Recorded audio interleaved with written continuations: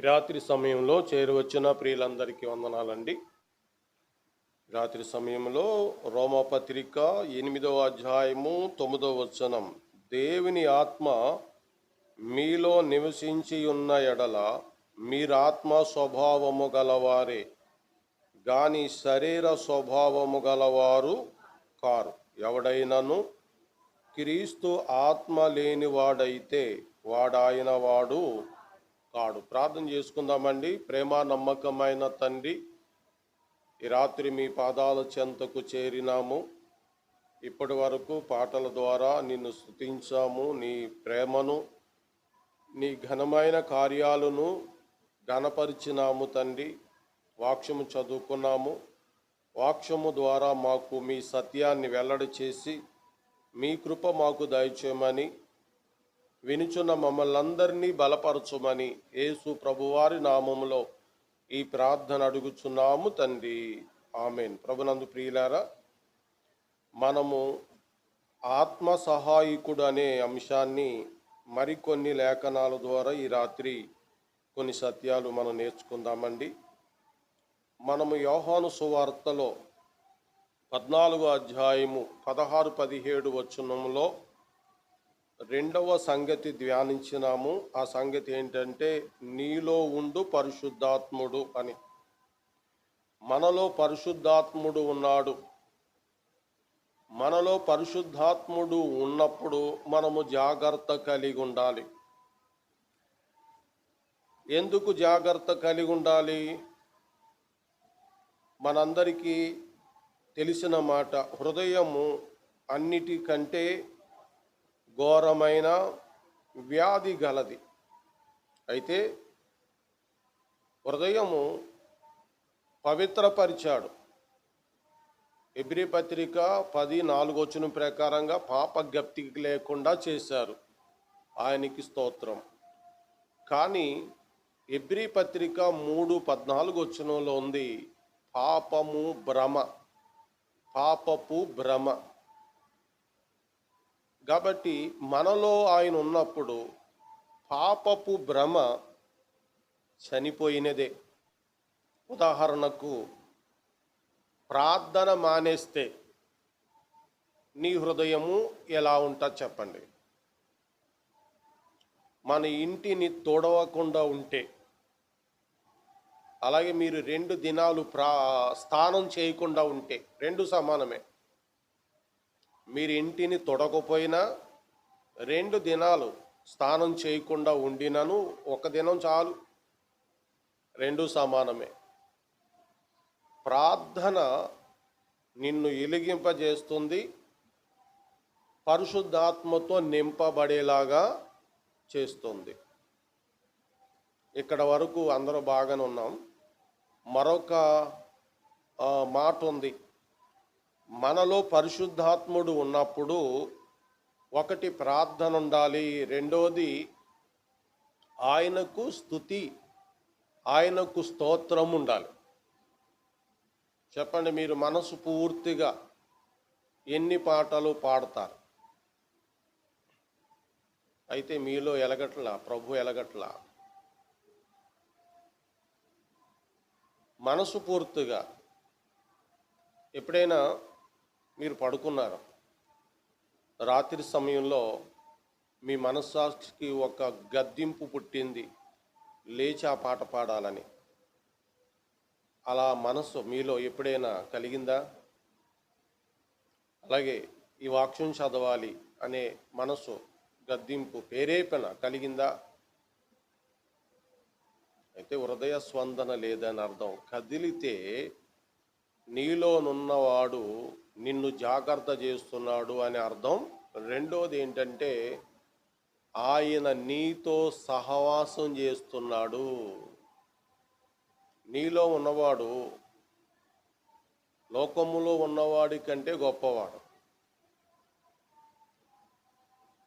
ఆయన నీకు సహాయకుడు. నువ్వు గనక ఆదమరిచి నిద్రించినా ఆయన నీతో సహవాసము చేస్తున్నాడు అని అర్థం. మరి ఈ హృదయ స్పందన లేనివారు మరి ఏమనుకోకండి, అసలు మీరు ప్రభువులో లేరేమో అని చెప్పొచ్చండి. వాక్యాన్ని బట్టి మీరు ప్రభువులో లేరేమో అని చెప్పుకొనవచ్చండి. నేనైనా నువ్వైనా అంతే. నాలో నీలో ఆత్మదేవుడు ఉన్నాడు కాబట్టి, పరిశుద్ధాత్ముడు ఉన్నాడు కాబట్టి ఆయన నడిపిస్తాడు. ఆ నడిపింపు నేను ఎన్నోసార్లు బానిస అయిపోయాను, ఇంకేమి చెప్పలేకపోయాను. ఎన్నోసార్లు నా లైఫ్లో చాలా విషయాలు ఆయన నడిపించినప్పుడు ఇంక మారుమాట పలకటానికి లేకుండా అయిపోయింది.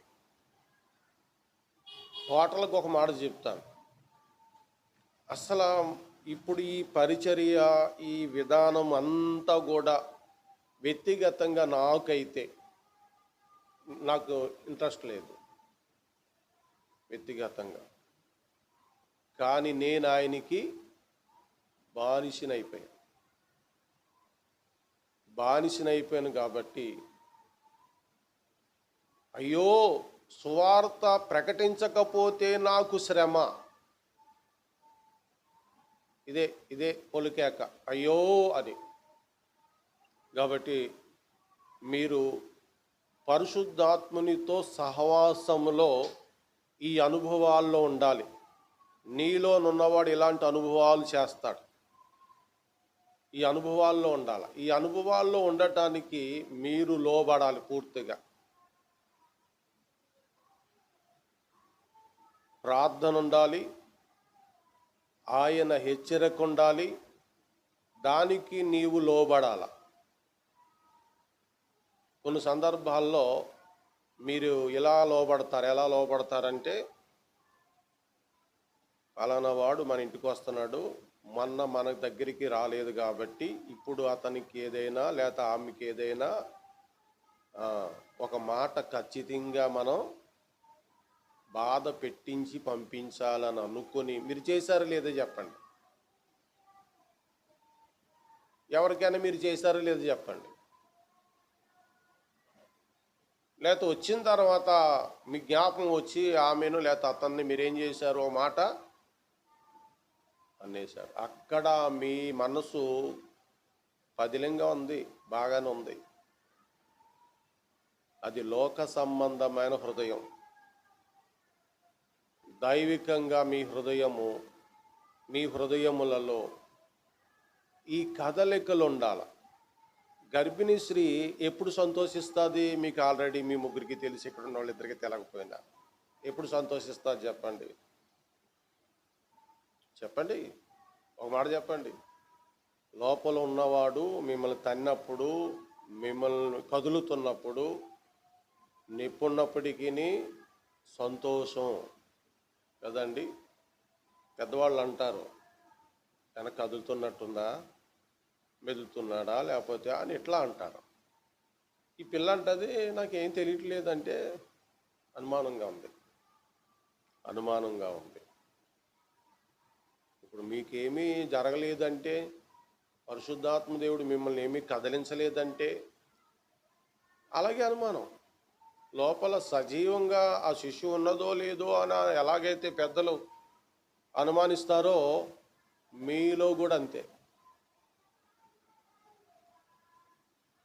మరి ఈ స్పందన ఉంటే మనం ఎలా ఉంటామో తెలుసా అండి?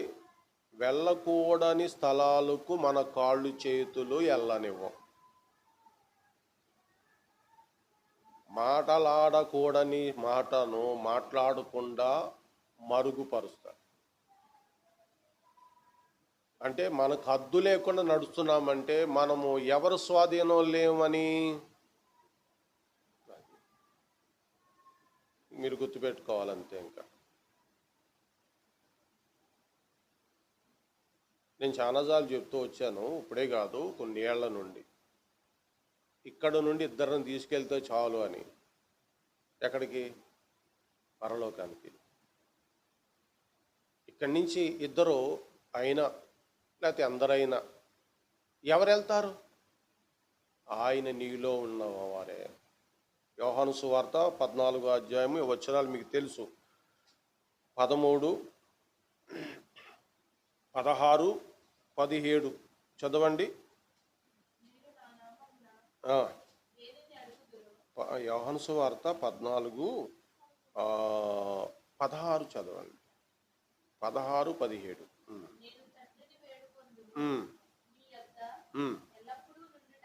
మీ యొద్ద ఎల్లప్పుడూ ఉండుటకై ఆయన వేరొక ఆదరణకర్తను అనగా సత్యస్వరూపి అయిన అగు ఆత్మను మీకు అనుగ్రహించును. 17 కూడా.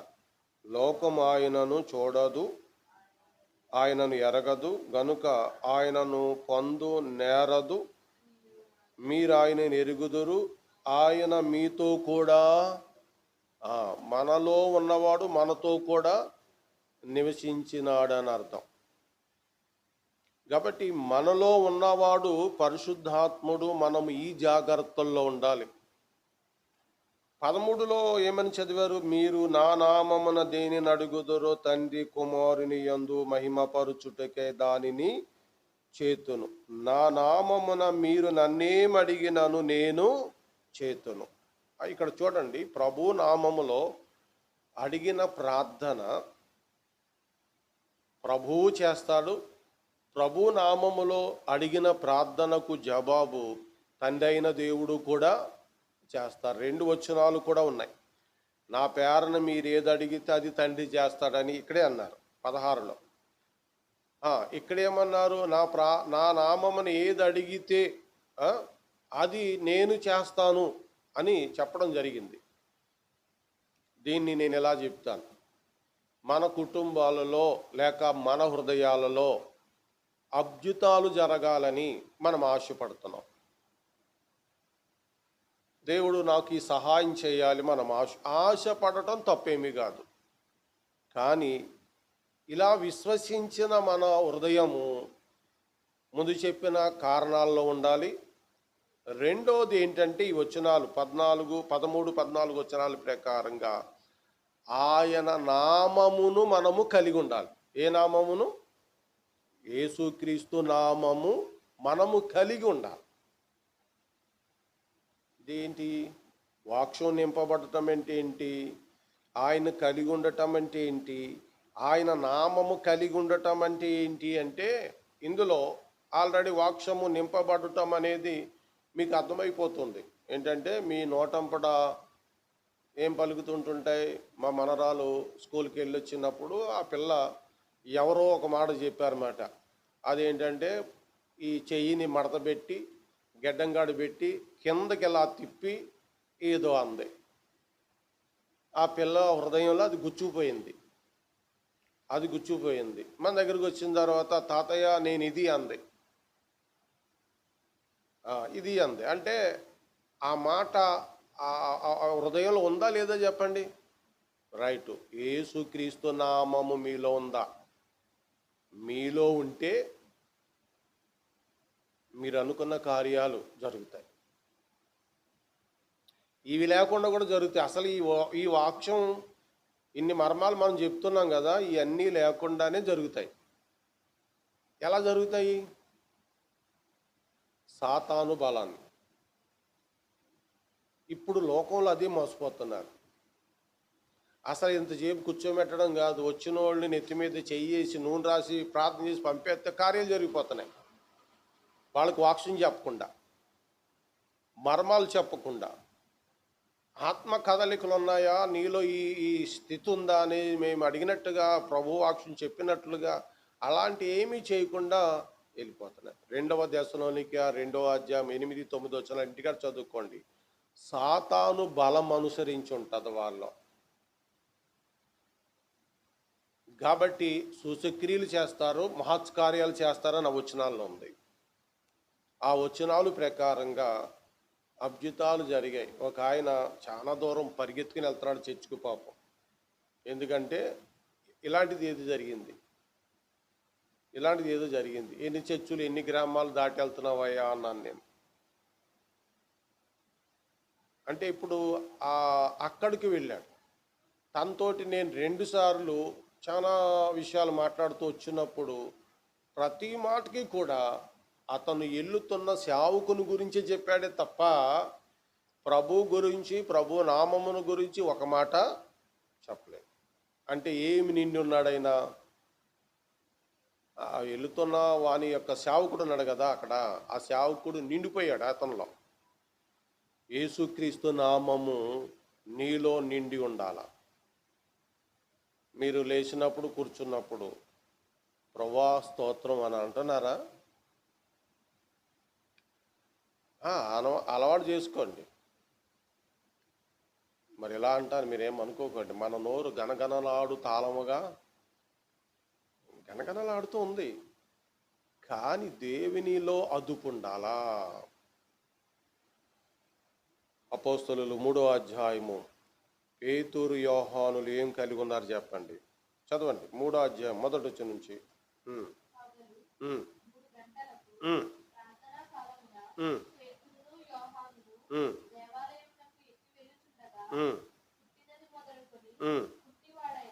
పుట్టినది మొదలుకొని కుంటివాడైన ఒక మనుష్యుడు మోసుకుని పోబడుచుండెను. వాడు దేవాలయములోనికి వెళ్ళువారిని భిక్షమడుగుటకు కొందరు ప్రతిదినము వానిని శృంగారమును దేవాలయపు ద్వారమునొద్ద ఉంచుచూ వచ్చిరి. పేతురు యోహానులు దేవాలయములో ప్రవేశింపబోయినప్పుడు వాడు చూసి భిక్షమడగా పేతురును యోహానును వానిని తేరు చూసి మా తట్టు చూడమనిరి. వాడు వారు తట్టు ఏమైనా దొరుకునని కనిపెట్టుచు వారి యందు లక్ష్యముంచినంతటా పేతురు, వెండి బంగారములు నా యొద్ద లేవు గాని నాకు కలిగినదే నీకిచ్చుచున్నాను. నజరేయుడైన యేసు క్రీస్తు నామమున నడవమని చెప్పి వాని చెయ్యి పట్టుకొని లేవనెత్తెను. వెంటనే వాని పాదములను శీలమండలను బలము పొందెను. ఇక సరిపోతుంది.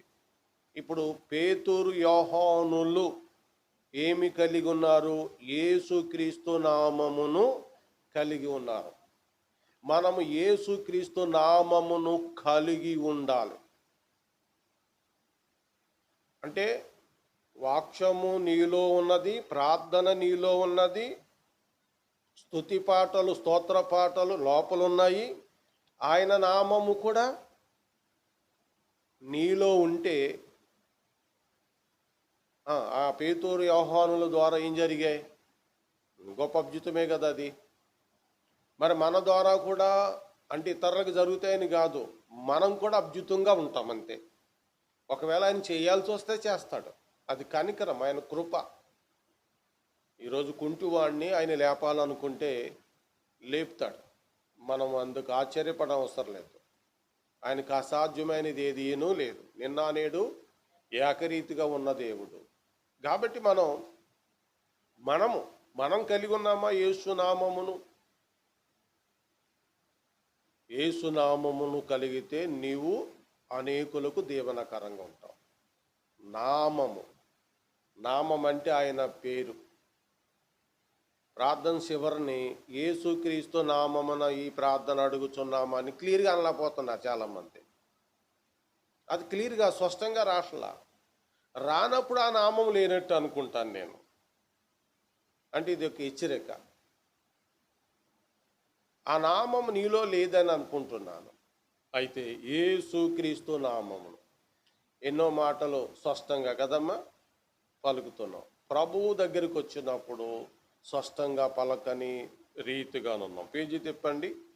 అపోస్తుల కార్యముల గ్రంథం 4వ అధ్యాయము 12వ వచనంలో ఏమని రాయబడి ఉంది? ఈ నామమునే అన్నారు చూడండి. మరి ఎవని వలనను రక్షణ కలగదు, ఈ నామమునే మనము రక్షణ పొందవలెను గాని ఆకాశము క్రింద మనుషులలో ఇవ్వబడిన మరి ఏ నామమున. ఇప్పుడు మీకు ఒక సత్యం చెప్తాను. ఒక పిల్ల మాకు మనవరాలు అవుతుందిలేండి. ఆ పిల్ల స్కూల్ నుంచి వచ్చింది, పెన్ తీసుకుంది, ఒక పుస్తకం ఉంది, రాసేస్తుంది. దాని మీద ఏంటి చిట్టి తల్లి రాసేస్తున్నావు అని అంటే 3 పేర్లు ఉన్నాయి. 3 పేర్లు 110 సార్లు రాయాలట. రాసేస్తుంది. అమ్మో 88వ పేరు రాసేసావు అన్నాను నేను. ఇంకెన్నో లేవు, రాసేస్తుంది అన్నమాట. ఇక చిన్నపిల్లలు ఆ రూల్ పుస్తకం ఇచ్చారు, అది వెరైటీగా ఉంది, ప్రత్యేకంగా దాని కొరకే దాన్ని సిద్ధం చేశారు. ఆ పేరు రాయటానికి పిల్లలకి పుస్తకం ఇచ్చినారు. ఆ పిల్ల వస్తున్న తోడుగానే ఆ స్కూల్ బట్టలు తీయకుండా ఆ పిల్ల ఆ అక్షరాలు రాస్తుంది, 3 పేర్లు 3 మాటలు రాస్తున్నప్పుడు ఏమైనా అర్థం, దానికి అర్థం ఏదైతే రాస్తుందో ఆ పిల్ల హృదయంలో ఆ మాట పుచ్చుకుంటుందండి. మనలో మరి యేసు నామము మనలో ఉండవలసిన వారమైన. రోమాపత్రిక 5వ అధ్యాయం అండి. రోమీయులకు రాసిన పత్రిక 5వ అధ్యాయము 5వ వచనం చూడండి.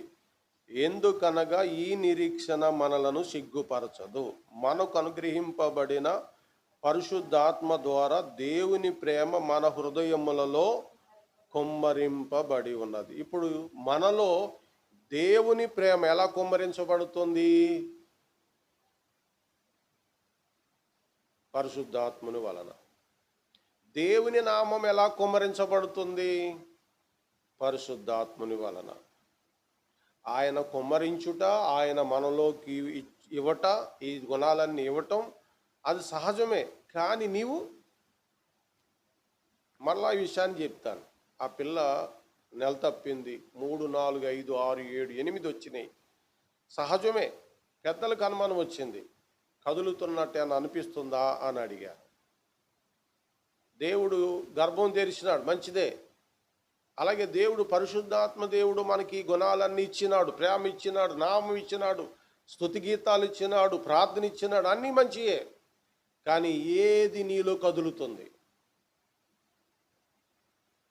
ఆయన ఇవ్వకుండా లేడు. నీలో ఉన్నవాడు గొప్పవాడు, లోకంలో ఉన్నవానికంటే గొప్పవాడు. ఆయన దేవుని ప్రేమ నీ హృదయములో కుమ్మరించినాడు. అంటే ఈ ప్రపంచాన్ని తల్లకిందులుగా చేసింది దేవుని ప్రేమ. మర్చిపోయారా మీరు? ఈ ప్రపంచం ఇప్పటికీ అసలు దుర్మార్గంగా తయారవ్వాలి.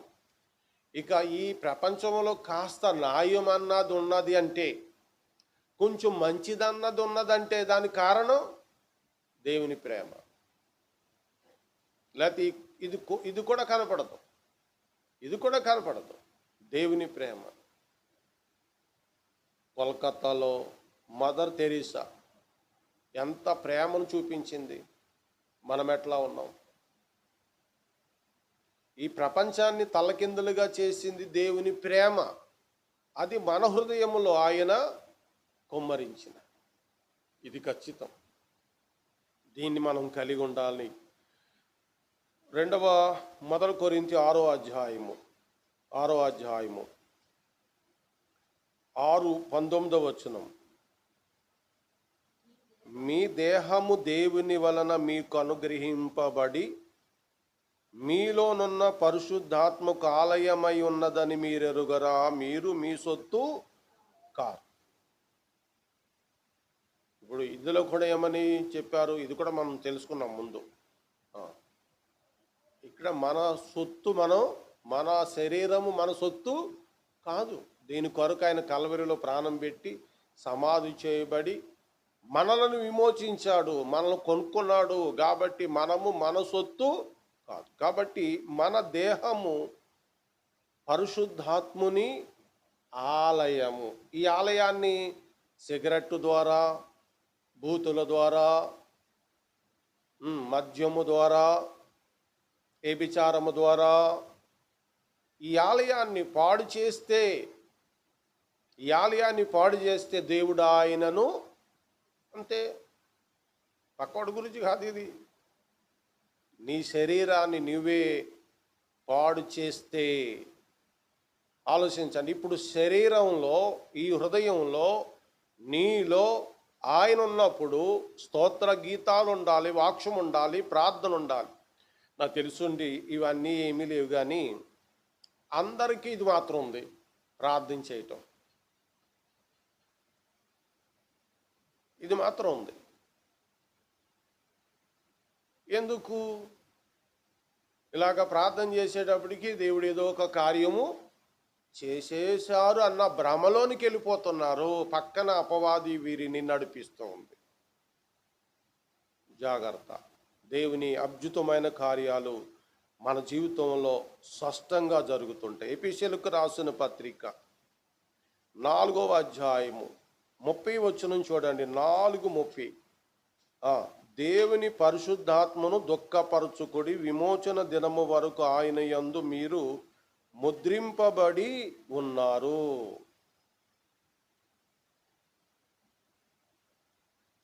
మరలా ఇది జ్ఞాపకం చేస్తాను.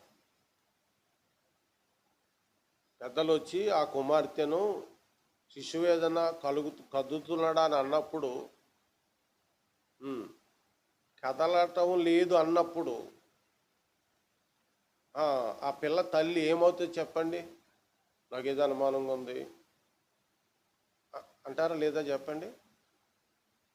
అది కాస్త ఇంకా నిజమైంది అనుకోండి, అప్పుడు ఏమవుతుంది? దుఃఖమే కదా. ఆ పిల్లకి అంగలారిపి ఆ పిల్ల గురించి మనం కూడా బాధపడతాం. పర్లేదా నువ్వు ఓదార్స్తాం అనుకోండి, ఆ దుఃఖం. ఇప్పుడు పరిశుద్ధాత్మను దుఃఖపరచటం మంచి పైన చెప్పండి? ప్రభు మిమ్మల్ని ప్రేరేపించాడండి. మీ మనస్సును హృదయంలో ఒక తలంపు ఇచ్చాడండి.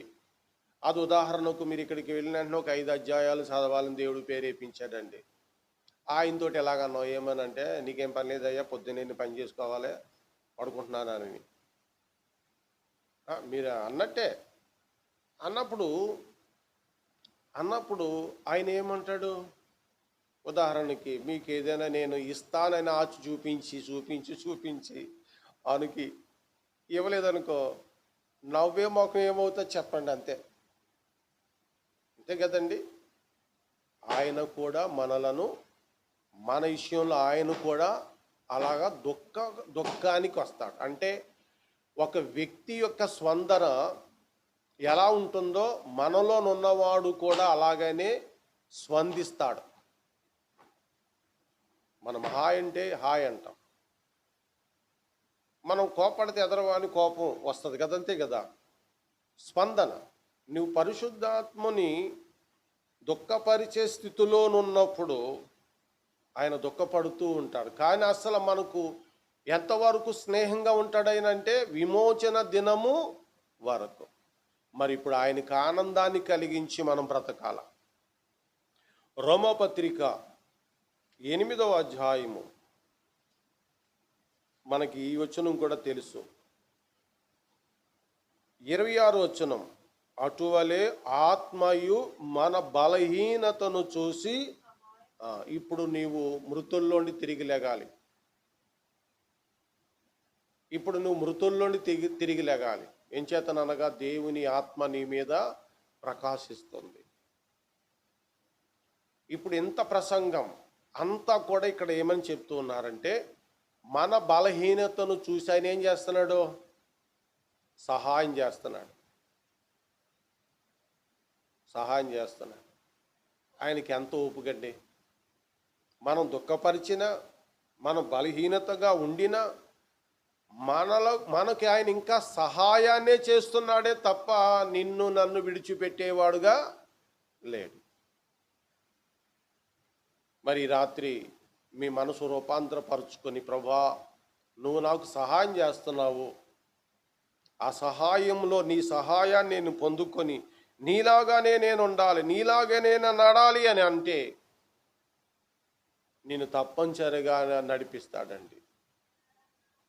మరలా చెప్తున్నాను, మనము పరిశుద్ధాత్మని యొక్క స్వభావములో ఉండాల. దీని గురించి ఇంకొక బలమైన మాట చెప్తానండి. ఈరోజుని ఎక్కడ చూసినా, మన కూడా యూట్యూబ్లో ఒక ప్రోగ్రాం పెట్టారు, నాకు ఎందుకో నచ్చలేదు అది. ఎక్కడ చూసినా కుల ప్రస్తావన ఉంది. అంటే స్వభావం మారిందా మారలేదా అని అర్థం? మారలేదు. ఖచ్చితంగా ఎవరికి ఉండేటువంటి రిలేషన్ ఉందో ఆ రిలేషన్లో ఏదో ఒక తేడాలు ఉంటాయండి. ఇక దాంట్లో కూడా చచ్చిన వాడివే నీవు, చచ్చిన వాడివే. ఇక ఎవరిలాగా అంటే ప్రభు బిడ్డలలాగానే, ప్రభు ఆ వాక్షములాగానే మన నడవడి అంతా కూడా.